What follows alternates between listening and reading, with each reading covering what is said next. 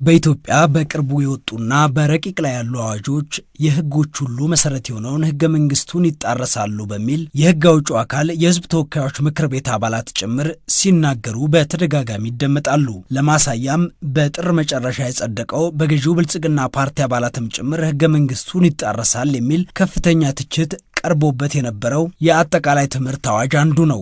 ሌላው በረቂቅ ላይ ያለው የደረቅ ቆሻሻ አያያዝና አወጋገድ ነው። እነዚህ ለማሳያ የቀረቡ እንጂ በርካታ የጸደቁ አዋጆች መሰል ቅሬታና ትችት ቀርቦባቸዋል። የምክር ቤት አባላት በተደጋጋሚ የሚያነሷቸውና ከህገ መንግስቱ የሚጣረሱ ናቸው እየተባሉ የወጡ ህጎች የመፈጸም አቅማቸው እስከየት ድረስ ይሆን? አንድ ህግ ተፈጻሚ ሊሆን የሚችለውስ የትኛውን አካሄድ ተከትሎ መውጣት ሲችል ነው? በጉዳዩ ላይ የህግ ፍልስፍናና የህግ አወጣጥ ዘዴ መምህርን ጠይቀናል። አቶ ጌዲዮን ወልደ ዮሐንስ በአዲስ አበባ ዩኒቨርሲቲ የህግ ፍልስፍናና የህግ አወጣጥ ዘዴ መምህር ናቸው። እሳቸው በፓርላማ የሚነሱ ስጋቶችና ሀሳቦች በህግ ባለሙያዎችም ጭምር እንደሚነሱ አስረድተዋል። ህግ እንዴትና በማን ይውጣ ለሚለው ህገ መንግስቱ በግልጽ መደንገጉንም ጠቁመዋል። በዚህ መሰረት ኢትዮጵያ የፌዴራል ስርዓትን የምትከተል ስለሆነች ክልሎች በምን አይነት ጉዳዮች ላይ ህግ ያወጣሉ፣ የፌዴራል መንግስቱስ በየትኛው ላይ እንዲሁም በጋራ ሆነው በየትኞቹ ጉዳዮች ላይ ህግ ያወጣሉ የሚለውን ህገ መንግስቱ በግልጽ መደንገጉን አስረድተዋል። እነዚህን ሂደቶች ተከትለው የሚወጡ ህጎች ደግሞ በየትኛውም መንገድ የሚጣረሱ መሆን እንደሌለባቸው በህገ መንግስቱ መደንገጉንም የህግ መምህሩ አቶ ጌዲዮን ወልደ ዮሐንስ ጠቁመዋል። ማንኛውም ህግ አሰራርና የመንግስት መስሪያ ቤት ውሳኔ ህገ መንግስቱን የሚጻረር ከሆነ ተፈጻሚነት እንደማይኖረው የህግ ፍልስፍናና የህግ አወጣጥ ዘዴ መምህሩ አስረድተዋል። ህገ መንግስታዊ አይደለም፣ ከህገ መንግስቱ ይጣረሳል ልንል የምንችልባቸው መለኪያዎች የመጀመሪያው በህገ መንግስቱ ለዜጎች የተከበሩ መብቶችን ያከብራል ወይ፣ ከዜጎች የሚነፍገው ወይም ደግሞ የሚወስደው መብት ከህገ መንግስቱ አስተሳሰብ ውጪ የለም ወይ፣ እንደገናም ኢትዮጵያ የፈረመቻቸውና ያጸደቀቻቸው ዓለም አቀፍ ስምምነቶች የሀገሪቱ ህግ አካል ተደርገው ይቆጠራሉ የሚል ድንጋጌም ደግሞ በዛው በህገ መንግስቱ አንቀጽ 13 ላይ ስላለ ከዚህ አንጻር ተፈትሾ ህጉ ህገ መንግስታዊ ነው ወይስ አይደለም፣ ከህገ መንግስት ጋር ይጣረራል ወይስ አይጣረርም ለማለት መለኪያዎች አሉ። ህግ እንዲፈጸም ከተፈለገ በትክክለኛው አካል መውጣት አለበት፣ የዜጎችንም መብት መሸርሸር የለበትም የሚሉት የህግ ባለሙያው፣ ነገር ግን ህገ መንግስቱ ራሱ የዜጎችን መብት ሲደነግግ ያስቀመጣቸው ልዩ ሁኔታዎች መኖራቸው መታወቅ አለበት ይላሉ። የዜጎችን መብትና መሰረታዊ ነገሮችን ሲደነግግ በህግ በሌላ ሁኔታ ካልተወሰነ በቀር እያለ የሚያስቀምጣቸው ልዩ ሁኔታዎች ወይም ደግሞ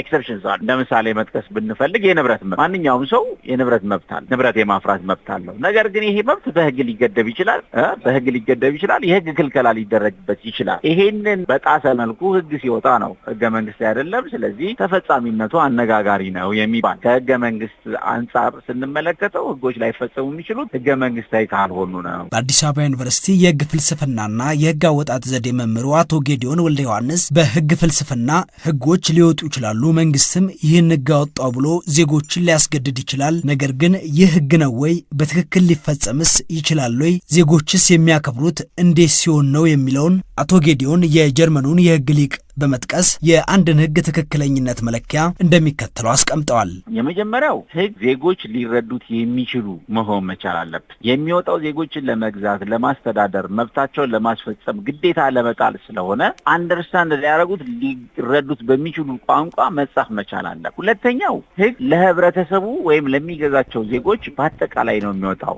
ስፔሲፊክ መሆን የለበትም። ጀነራል ነው መሆን መቻል ያለበት። ሎ ሃዝ ቱ ቢ ጀነራል የምንለው ማለት ነው። ለገሌ ወእገሌ ተብሎ ዲስክሪሚናተሪ መሆን መቻል የለበትም። ሶስተኛው ህግ ወደ ኋላ ተመልሶ አይሰራም። ተፈጻሚ እንዲሆን ካስፈለገ፣ ዜጎች እንዲቀበሉት ወደውትና ፈቅደውት ግዴታቸውን እንዲፈጽሙ ካስፈለገ ነን ሪትሮአክቲቪቲ ኔቸር ሊኖረው ይገባል። ህግ ፕሮአክቲቭ ነው፣ መለኪያ ነው። አራተኛውና በአብዛኛው በእኛ ሀገር ከምንመለከታቸው አዋጆች አንጻር ትኩረት ሊሰጥ ይገባል የምንለው ህግ የማይቻል ነገርን ከዜጎች መጠየቅ መቻል የለበትም። የማይቻል ነገርን የሚጠይቅ ህግ ተፈጻሚነቱ ሞራሊቲው አስቸጋሪ ነው የሚሆነው። የማይቻል ነገርን የሚጠይቅ ህግ ኢሞራል ነው፣ ሞራሊቲ ቴስትን አያሟላም እንላለን። አምስተኛው ለዛሬው ሀመር ልናረገው ይገባል ብዬ የምልህ ህግ እርስ በርሱ የሚጣረስ መሆን መቻል የለበት። ህጎቻችን ዛሬ የሚወጣው ህግ ትላንትና ከወጣው ወይም በአንድ ርዕሰ ጉዳይ ላይ ያለን ህግ እርስ በርሱ የሚጋጭ ከሆነ ለአፈጻጸምም ለትርጉምም አስቸጋሪ ይሆናል። ያንን ደግሞ ዜጎች አይከተሉትም። ህግ እንዲፈጸም ሞራሊቲ ቴስትን ማሟላት መከተል መቻል አለበት የሚል የባለሙያ ሐሳብ ፎርዋርድ ማድረግ እፈልጋለሁ። መንግስት የማስፈጸም አቅም ስላለው ወይንም የጸጥታ ኃይል ስላለው ብቻ ከማህበረሰቡ አቅም በላይ የሆኑ ህጎችን አውጥቶ ላስፈጽም ቢል እንኳን በህዝብ ዘንድ አመኔታ ሊያጣ እንደሚችል የህግ መምህሩ አስረድተዋል።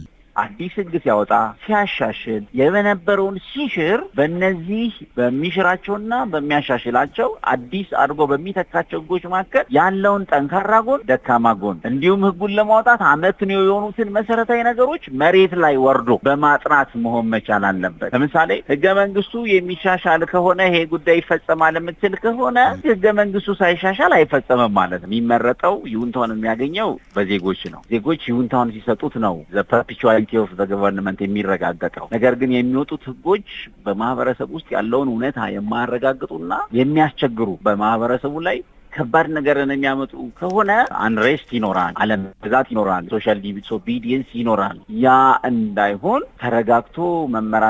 ተረጋግቶ መምራትም የሚቻለው ሳይንስን ባከበረ መልኩ ሞራሊቲ ኦፍ ዘ ሎው ባከበረ መልኩ ህጎች ሲወጡ ነው። የኢትዮጵያ ህገ መንግስት አስተምሮ ማዕከል የሚወጡ ህጎች ለህገ መንግስቱም የሚገዙ መሆን እንዳለባቸው ተናግሯል። ህጎች ከመውጣታቸው በፊት ከህገ መንግስቱ ጋር እያስተያዩ በአግባቡ ማየት ተገቢ እንደሆነም የህገ መንግስት አስተምሮ ማዕከል አስረድቷል። በተያዘው በጀት ዓመት ብቻ እስካሁን ወደ 30 የሚጠጉ አዋጆች በህዝብ እንደራሴዎች ምክር ቤት ጸድቀዋል።